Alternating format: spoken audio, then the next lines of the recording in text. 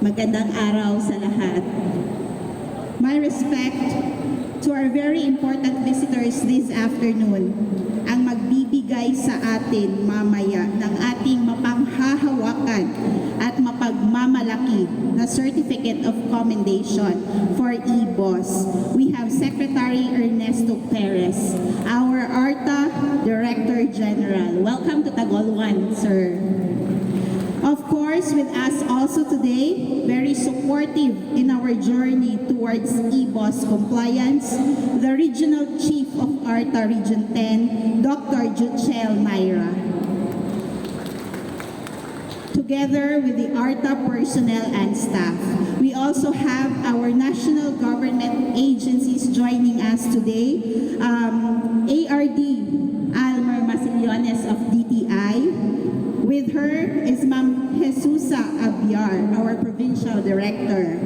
And we also have our Regional Director of DILG, RD Wilhelm Soito, sir. And with him is Engineer Marisa Naibe, our Provincial Director. We also have Ma'am Michelle, our MLGOO, and our BFP, we have ARD Franklin Ratonel, sir. And our Regional Director from DICT, we have RD Miss City Rama Alawi, ma'am. Together with all the national government agency staff who are here today. My respect to our very hardworking governor in the province of Misamis Oriental, Governor Peter Senior Pedro Onabia, and our 2nd District Representative, Congressman Eugenio Vicente Bambi Imano, well represented by Sir J. Lord Adame, and to our beautiful Municipal Mayor, Mayor Attorney Nadia Imano Elipet, kapakit sila, Mayor, with the Sangguniang Bayan members headed by Vice Mayor Robinson Sabio. Mga gwapo kaya kung mga kauban na adiri. Kagawad Roger Achas, Attorney Kathleen Valduesa Alfante, Kagawad Armando Pumar, Kagawad Chikchik Cosinto, Kagawad Kim Agostero, and our Federation President sa atong SK, no? We have Gigit na din sa boss. And to our Barangay Chairman and SK Chairman of our 10 barangays, together with the Barangay Council and staff, department heads, LGU personnel and staff, our uniformed personnel, and of course our civil society organizations, our business sector, and to all of us present here today, once again a pleasant afternoon. It is with great pride and honor for us to have gathered this afternoon in this very momentous event of our municipality. Ato gini siyang ipaningkamutan. And now, we are about to receive our Certificate of Commendation from the Anti-Red Tape Authority for the full compliance in the implementation of the Electronic Business One-Stop Shop. I know excited na kaayo tang tanan, no? But let me first, no, give my heartfelt thanks and gratitude to the men and women who have worked hard to implement the digitization, to our local regulatory offices, our department heads, our LGU personnel and staff, for the cooperation, and of course to ARTA for always pushing and encouraging us to fast-track our journey towards EBOS compliance. To our business sector for being our source of strength at the LGU, because our LGU wants only the best for all of us. And of course, to our Governor Senior Pedro Onabia, our Congressman Bambi Imano, and to our dear Mayor and the Sangguniang Bayan for the full support on this measure. Now, it is easier and more convenient to apply for our business permits. Makalaom mo, and in Tagalog, makakaasa po kayo that this will not just end here. The local government unit of Tagoloan will continuously improve our our system and will strive to give our clients more ease in doing business. So sa dili pa madugay, in a little while, we will be witnessing at the same time, matatanggap na natin ang ating Certificate of Commendation from ARTA. With this, let me welcome you all to this most awaited moment, our EBOS Commendation. Once again, good afternoon everyone. Welcome and congratulations to us all. Magandang hapon po sa inyong lahat. Maayong hapon sa atong tanan. We are honored to have our Director General with the rank of Secretary of the Anti-Red Tape Authority, an agency attached to the Office of the President, created by Republic Act number 11032, also known as the Ease of Doing Business and Efficient Government Service Delivery Act of 2018, which amended Republic Act 9485 or the Anti-Red Tape Act of 2007. The Director General took his oath of office and assumed as head of ARTA on November 14, 2022. He was also the first appointed official of ARTA as Deputy Director General in 2018 and spearheaded the operationalization of the agency and the development of its major initiatives. Prior to ARTA, he was the Assistant Secretary of the Department of Trade and Industry, Consumer Protection Group. He served in a concurrent capacity as OIC Director of the Bureau of Philippine Standards, where he promulgated the development of 108 new standards and revision of 151 Philippine national standards aligned with the international standards of ISO and IEC and good regulatory practices of the World Trade Organization. He likewise served as chairperson of the DTI Steel Task Force, where he led the investigation of the biggest steel importation in the country. Our Director General was a litigation lawyer for almost 30 years prior to joining the government service. He obtained his law degree from the Ateneo Law School and was among the top 15 in the 1986 bar exams. He acquired his bachelor's degree in business administration, major in accountancy from the University of the Philippines, Visayas in 1980, and passed the Certified Public Accountant CPA Board examination in the same year. Ladies and gentlemen, we are honored to have him with us. Please welcome Director General Attorney Ernesto V. Perez, Secretary of the Anti-Red Tape Authority. Thank you.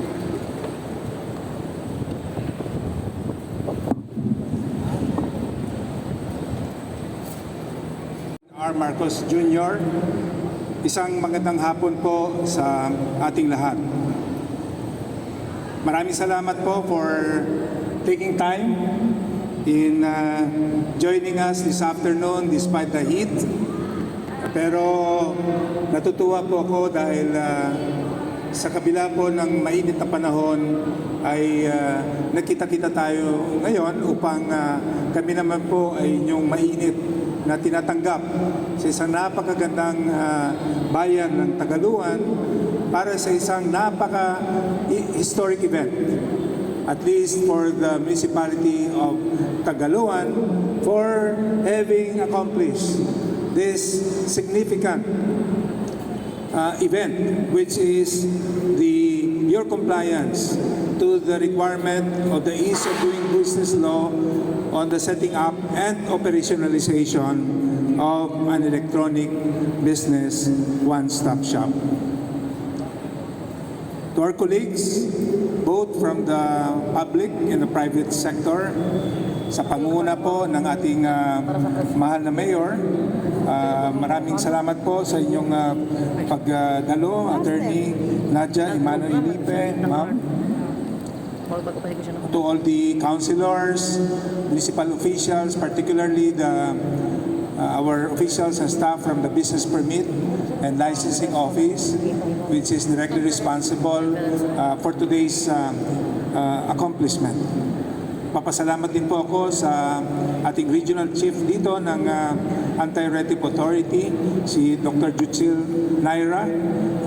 Nakuha po sa sobrang kakulitan according to the mayor. Of course, kasama natin ang DICT, DILG, at DTI bilang kasama natin sa paglagda ng joint memorandum circular which provided the guidelines for all local government units to follow.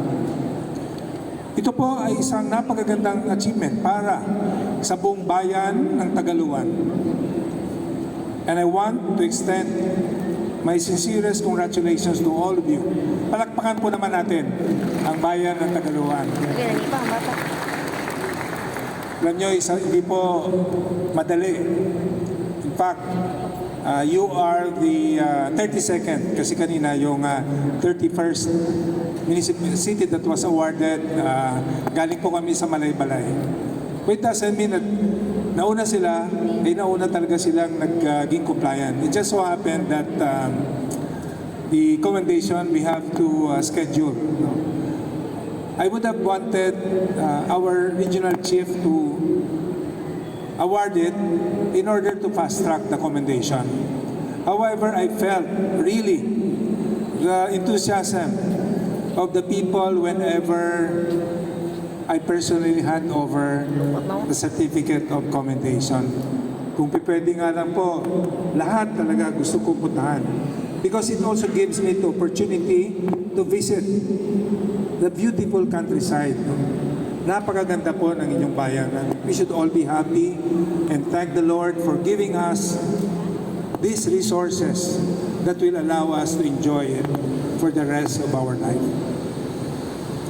As per the directive of President Ferdinand R. Marcos Jr., of which the Anti-Retive Authority seeks guidance, because the ARTA is directly under the Office of the President, the ARTA is focused in accelerating the streamlining and digitalization efforts of the government from the ground up in the whole of nation approach. We take actions to empower government offices and ensure their compliance with the requirements of the ease of doing business law and enforcing its provisions against government agencies that are in violation. One of the provisions of the law is the one that enables the Filipino people to conveniently avail government services at the comfort of one's home, office, or wherever he or she may be, is the requirement for all LGUs to set up and operationalize an electronic business one-stop shop in collaboration with the Department of Interior and Local Government, the DICT, and the TTI. The EBOS is a portal that allows by establishing a fully automated electronic business one-stop shop, the municipality of Tagaluan can maximize its natural wonders and business potential. Kapansin-pansin po ang yaman, ang mga yaman ng Tagaluan. Lalong-lalo na yung inyong mga parks, yung inyong Tagaluan River. These spots certainly brings in tourists and potential business clients. And with the addition of EBOS at your disposal will certainly attract more. At pwede na po maging highlight natin sa Tagaluan. And to say at least that in Tagaluan, this is an LGU where it is ready for the ease of doing business. Alam niyo po, in the recent survey of the Management Association of the Philippines last year, the number one concern among existing and prospective investors in the country is about ease of doing business in the country. Is it difficult or easy to engage in business in a particular locality? This realization of an EBOS will certainly convince more businessmen to come and invest in this beautiful municipality. So again, let me take time to congratulate you again for taking this initiative to comply with the fast tracking of business or bureaucratic transactions to achieve a business-friendly environment in the Bagong Pilipinas, a campaign of our President's administration where every Filipino prospers and live comfortably. Palakpakan po natin uli ang bayan ng Tagaluan. Ang direktiba po ng ating mahal na Pangulo ay palitan ang red tape to red carpet. Ito po ay isang strategiya or strategy na isinusulong ng ating Pangulo that will attract investors, businesses, at economic growth altogether. As stated in his 8-point socio-economic agenda to promote bureaucratic efficiency, palagi po niyang sinasabi for all government processes to be streamlined and digitalized. Because this is the best way to fight red tape and corruption in the process. Under the directive of the President, ARTA is 100% committed to its role in capacitating and enforcing the efficient delivery of government services. We remain compliant with the President's vision for a bagong Pilipinas, kung saan ang mga pambansang ahensya at ang mga unit na lokal ng pamahalaan ay may sapat na tulong, kahandaan at may kakayanang mag-ambag sa pagkalahatang pagunlad ng Pilipinas para sa bansa at para sa mga Pilipino. Kabilang po ang 8-point socio-economic agenda ng Administrasyong Marcos Jr. ang pagpapaunlad ng bureaucratic efficiency. At ang ARTA po ay isa sa mga pangunahing ahensya na nakikipagtulungan upang may isang katuparan po ito. Dahil dito, katuwang natin ang publiko, ang private sector sa pagsusulong na mapalitan ang mga lumang regulasyon at tiyakin na ang mga proseso ng gobyerno ay mas angkop, hindi pabigat at mas mabilis para sa taong bayan. Ang ARTA po ay dalawang mandato: to capacitate and enable covered government agencies, including all national government agencies, local government units, government-owned and controlled corporations, state universities and hospitals, and water districts. Excluded are the judiciary and the legislature and the 4 constitutional bodies. Meron din po tayong enforcement function patungkol sa paglulunsad ng investigasyon, pagbuo ng kaso at paghain ng mga kaso laban sa lumalabag sa Republic Act 11032. Katuwang po natin dito ang National Bureau of Investigation, the Criminal Investigation Detection Group, the Department of the Interior and Local Government at Philippine National Police. Isa po sa napakahalagang requirement ng batas ay for all covered agencies to submit its updated Citizens Charter. Hindi lang po ito requirement para sa ating performance-based bonus, ito po ay requirement din para may paalam natin sa taong bayan ang lahat ng serbisyo na ating ginagawa para sa tao. Maaari pong hanapin ang dokumentong ito sa website ng covered agency at sa most conspicuous place ng opisina. At dahil po dito, lalo nating pinapaigting ang compliance dito. At kami po ay natutuwa na ang compliance rate dito ng lahat ng ahensya ay almost 95%. And we have the Compliance Monitoring Evaluation Office together with all our regional field offices that conduct inspections, surprise inspection, to ensure that agencies comply with this requirement.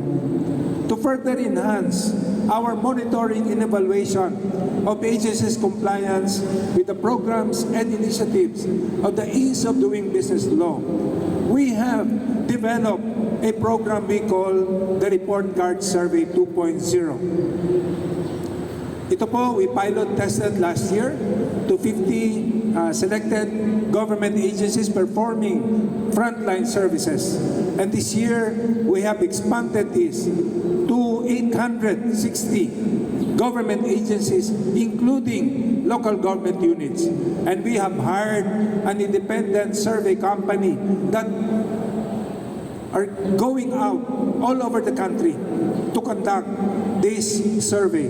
And by end of July, we shall be able to release the result of our survey.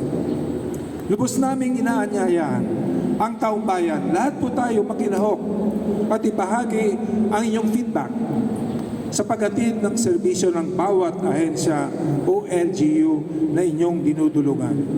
Ang report card survey ay isang mahalagang kasangkapan sa pag-evaluate ng mga ahensya ng pamahalaan. Ito ay gumagamit ng unified at standardized framework upang sukatin ang kasiyahan ng mga kliyente sa iba't ibang antas ng pamahalaan.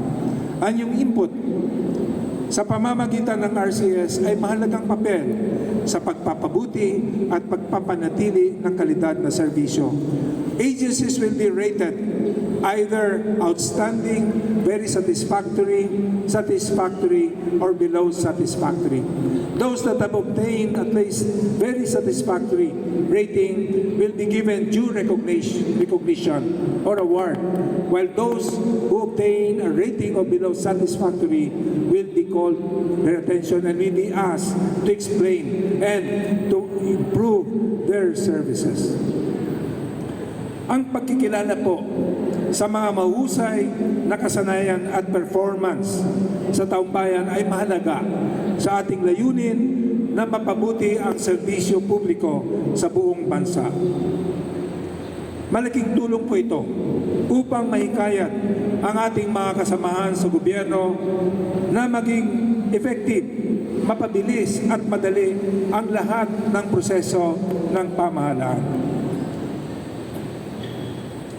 Sa pamamagitan din po natin, sa pagtulungan natin sa DICT, isa pong aktibong tinatangkilik natin ang teknolohiya upang mapabuti ang kaginhawaan at kausayan ng mga transaksyon sa pamahalaan.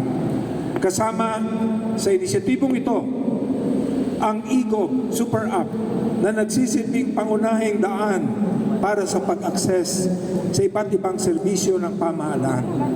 Sa loob po ng komprehensibong app na ito, itinatag ang dalawang magkaibang portal, the Philippine Business Hub, where it is now much easier to register your business either with the SEC if you are a corporation or with the DTI if you are a sole proprietorship.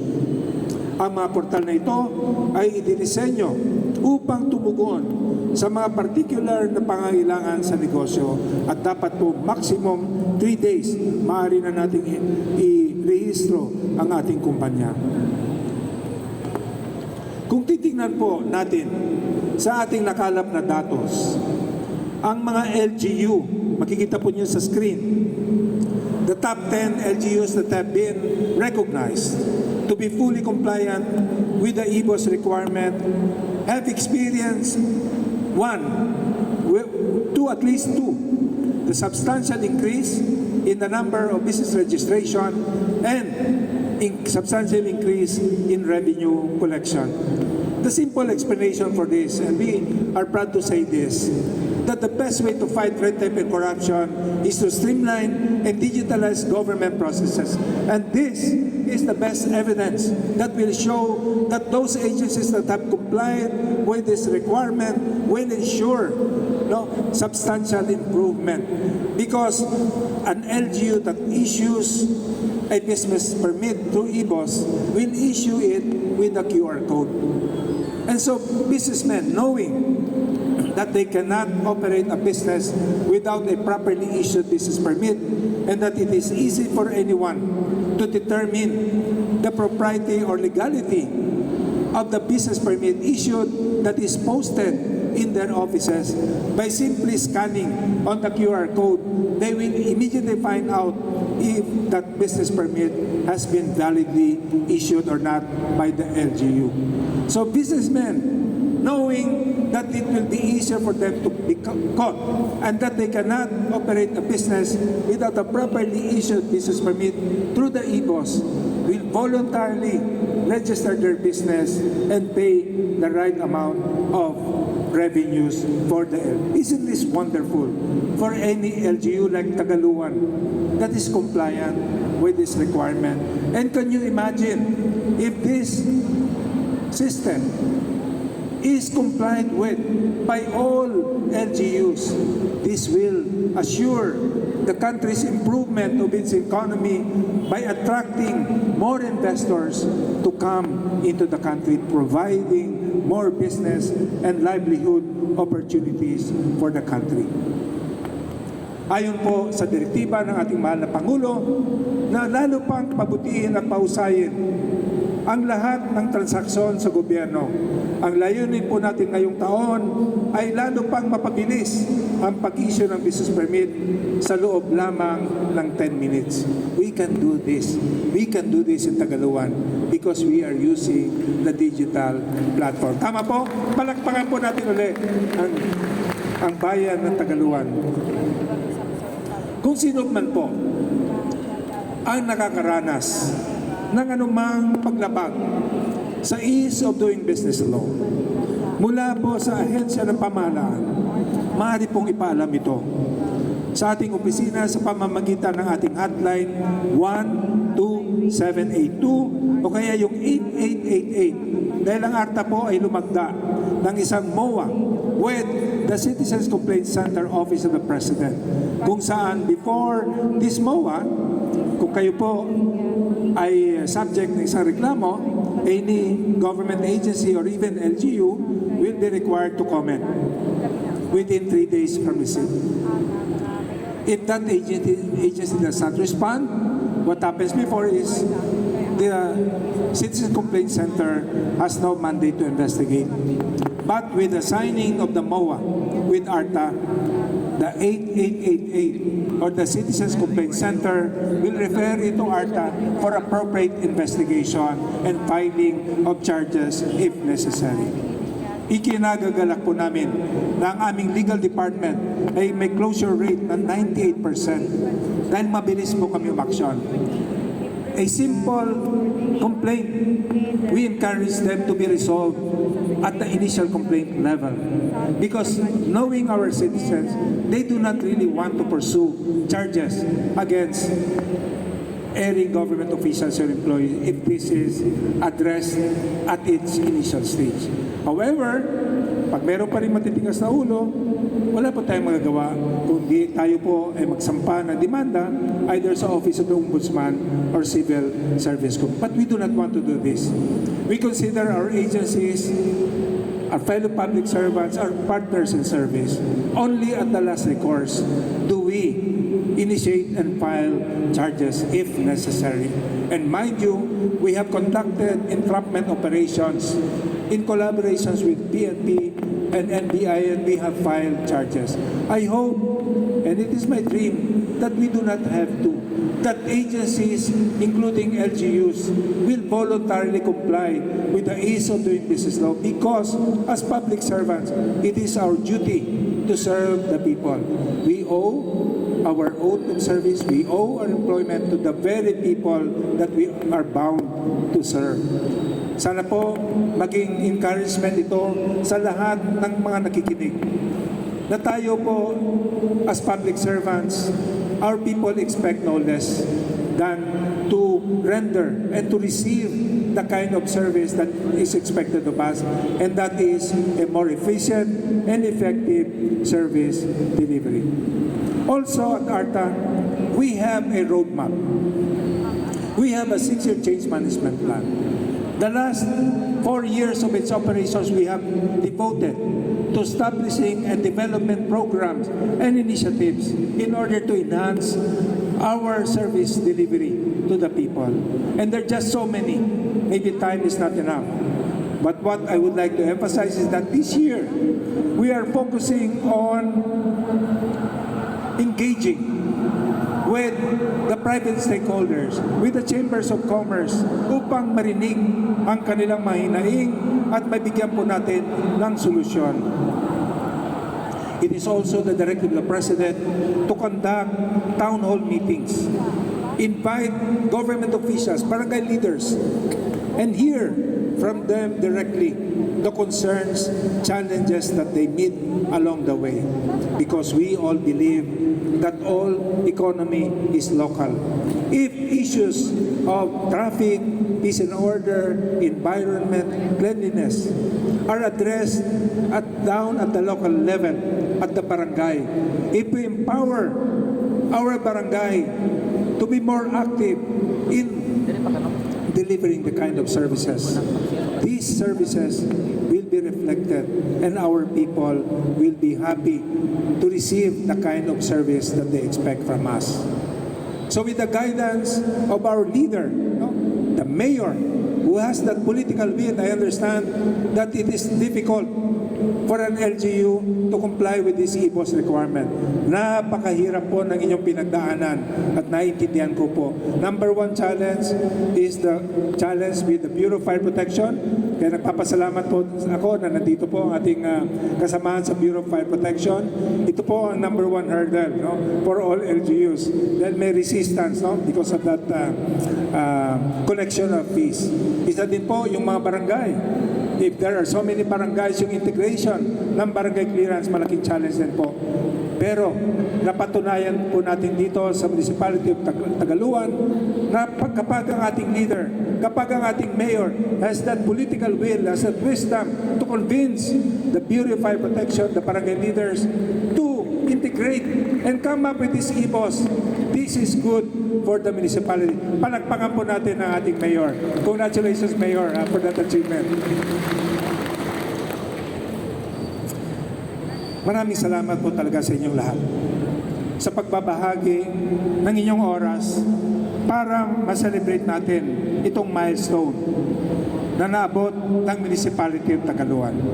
Sana po patuloy natin suportahan ang mga inisyatiba ng ating mahal na Pangulo, pati na rin po ang mga inisyatibong pinangungunahan at isinusulong ng ARTA.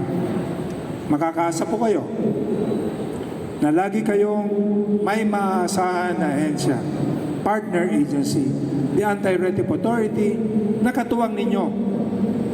Kasama po ninyo mabigyan ng solusyon ang inyong mga reklamo, anuman po ito, para ayusin po natin ang ease of doing business sa buong bansa. Sa isang bagong Pilipinas, sabay-sabay po nating tunguhin at abutin ang isang bagong Pilipinas kung saan merong kasaganaan at kaunlaran. Mabuhay po ang Tagaluan, mabuhay po ang bagong Pilipinas. Maraming salamat po sa ating lahat. Maraming salamat po. Once again, ladies and gentlemen, the Director General of the Anti-Retif Authority, Secretary Ernesto V. Perez. And now to officially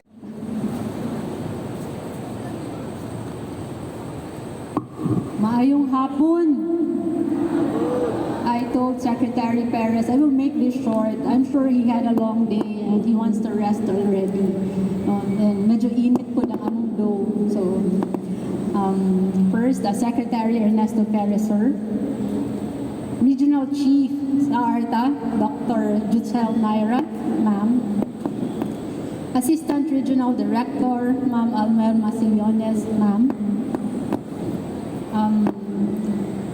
Provincial Director, kauban ako sa mentor me, who also became my mentor, Ma'am Jesusa Abiar. Regional Director of DICT, Ma'am Siti Alawi, ma'am. Assistant Regional Director of BFP, Sir Franklin Ratonil, sir. Ang atong head diri sa BFP, Sir Bernil Hapitan, sir. Regional Director, Representative, Police Colonel Reliante Reyes with our HEPE, Police Captain Ralph Rexon Layo, Regional Director of DILG, Sir William Soico, sir. PD, Marisha Naibe, MLGOO, Ma'am Michelle Espedido, our former MLGOO, Ma'am Jan Labadan, ma'am, thank you very much. Our BJMP, Sir Joel Tan, atong mga kauban sa business sectors, and of course, ang akong mga kauban sa Sangguniang Bayan, mga tao, this wouldn't be possible kung wala ang ilang kanunay nga suporta, wala ang among panaghiusa para sa kaayuhan sa lungsod sa Taguluan. Vice Mayor Robinson Sabio na adiri, si Kagawad Roger Atchas, Attorney Kathleen Valdewesa Alfante, ang pinakagwapo, Kagawad Armando Kumar, Kagawad Chiki Cosinco, Kagawad Kim Agostero, Kagawad Honey Emano Donya, and Kagawad Mika Napong Sultan. And of course, si Attorney Odi Paluganan na nag-MCLE this week. Sa mga department heads, sa mga kapitanes sa Napulo Kabarangay, sa mga barangay kagawad, barangay functionaries, SK chairperson, sa akong mga kauban sa Balay Lungsod, sa ato tanan, maayong hapon! It is another historic event, milestone sa ato sa lungsod sa Taguluan. Grabe ang pagpaningkamot. Actually, dili ni mahimong posible. This wouldn't be possible kung wala ang pagpaningkamot sa atong mga CART members. So palihog, mga CART members, palihog tindog, so we can makita na kamo ang pagpaningkamot sa maong commendation. Maulaw sila, Doko. These people are our CART members. Sila ang naningkamot na we will have this commendation this afternoon. Daghan salamat sa inyo ha. And of course, sa uban po ng mga department heads. And also, this wouldn't be possible kung wala ang ano ni Dr. Naira. At first, Secretary, I thought we wouldn't be able to make it. When Manang Michelle told me na gusto that Doc Naira wants us to have this commendation this year, I said, I don't think it's possible. Because daghan pa trabaho ang kinahanglan. But because of hard work, because we worked together for this commendation, for this achievement, we were able to get it this afternoon. Congratulations to all of us. Mr. Secretary, we are very honored, grateful for this commendation. Our efforts were recognized. For others, this may seem to be only a recognition, an appreciation, or another feather in our cap. But for me, this is giving opportunity to the people of Taguluan, giving a brighter future for the people of Taguluan, an opportunity for a better, brighter future sa atong mga kabatanunan. This commendation commendation will allow our people in Taguluan a more secure future. This commendation will put us in the business map of the Philippines, in Misamis Oriental, and maybe in the whole country in the Philippines. Businessmen, investors will say, didto ta sa lungsod sa Taguluan.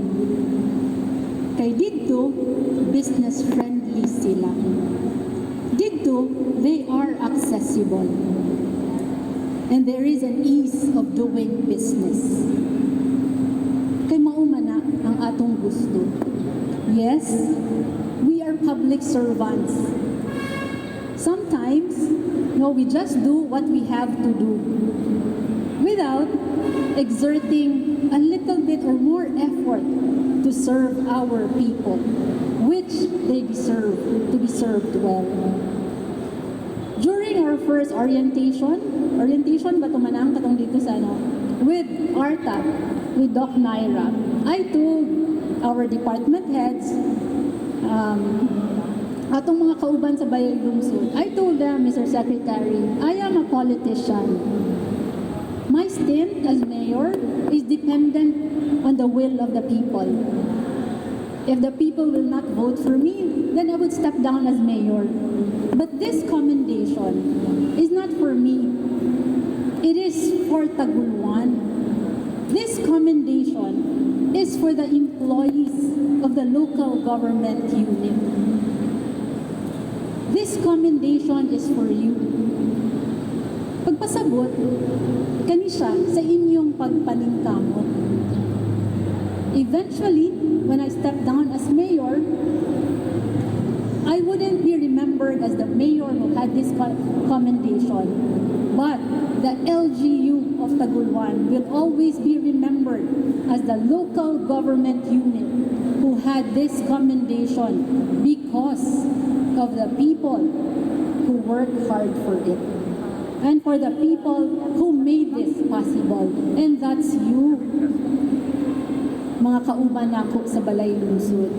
That's why I am very happy that we have this commendation. It's just not another feather in our cap. It's not just a recognition or a piece of paper, but this is securing a brighter and better future for the people of Taguluan.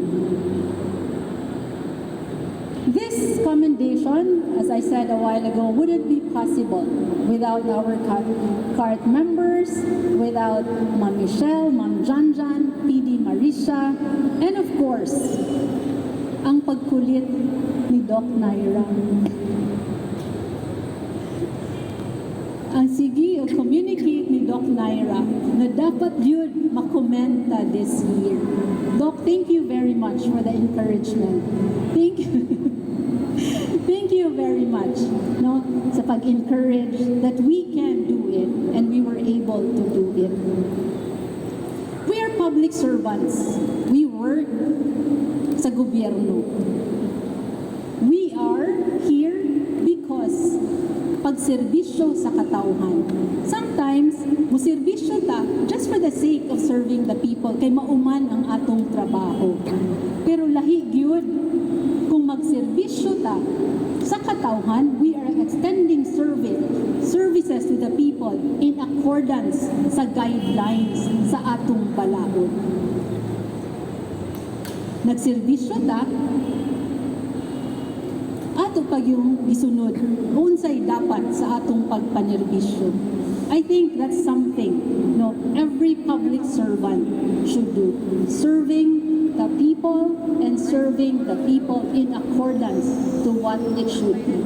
And that's serving the people well. Taguluanons, mga department heads, DHAT, Sangguniang Bayan. I hope this isn't the last commendation for this year. Napa may next year without wag maningkamot gihapon ta. Maningkamot ta nga atong makabot kung unsay atong makaya. para mas ma-enhance nato kung unsay atong kabalaan, atong kahibalan, o atong ma-maximize ang atong potentials as public servants. And to our BFP, Sir Bernil, daghan kaayong salamat.